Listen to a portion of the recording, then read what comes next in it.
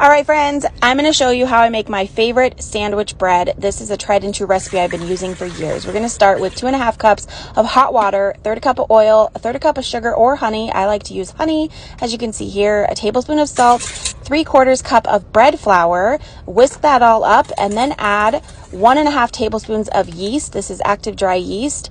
Now, we start with hot water because it's going to cool enough by the time you put the yeast in that it's not going to kill the yeast because it's too hot. But it will still be warm enough to not kill the yeast because it's too cold.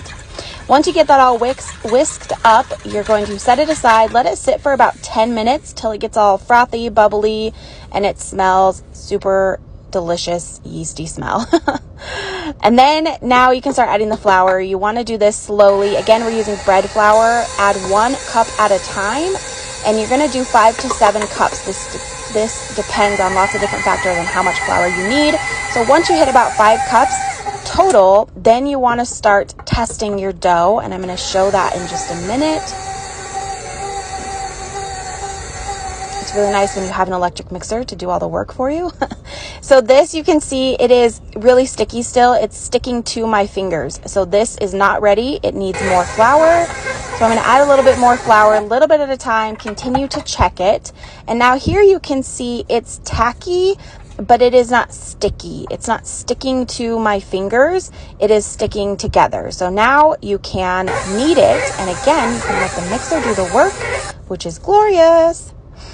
Now, after it's all kneaded, I'm going to take it out, and I just like to knead it a little bit by hand just to make sure everything is kneaded well. And then you're going to oil your bowl, put it back in, and let it rise. This is the first rise.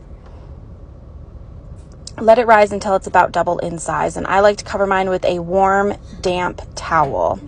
So you can see how beautifully that rises. And then once that's done, you can take it out, punch it down a little bit. Now this recipe makes 2 to 4 loaves of bread, and it really depends on how big you want your loaves of bread. We usually like to do 3 loaves because that's the size that we like the best. I think for this video I only did the 2 loaves though. We'll see. Yes, so then you're going to roll it out into a long kind of oblong shape and then roll it up like a jelly roll. Just roll it up pretty tightly, and then you're going to pinch the seals together, and then I just kind of grab the ends and pinch them together as well and fold them under. And I kind of squish it together so that it will fit in my loaf pan. You're going to oil your loaf pan, set your little rolls in there, and now you're going to let them rise for the second time. Now for this one, I like to preheat the oven.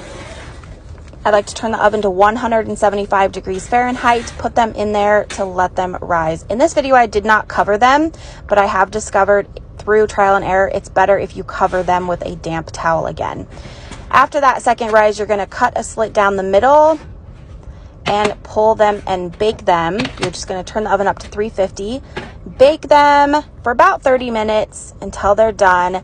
The way you tell they're done, you knock on them. If they sound hollow, you're good to go. Let them cool a little bit before you take them completely out of the pan. Then you can take them out and let them completely cool before you cut into them. I know it's hard to wait, but trust me, let them cool. It will be way better.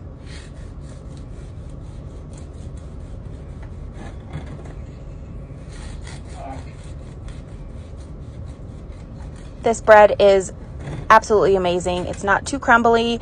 It's got a nice chew to it. It's not so crumbly that you're going to make a mess, and it tastes delicious. Enjoy!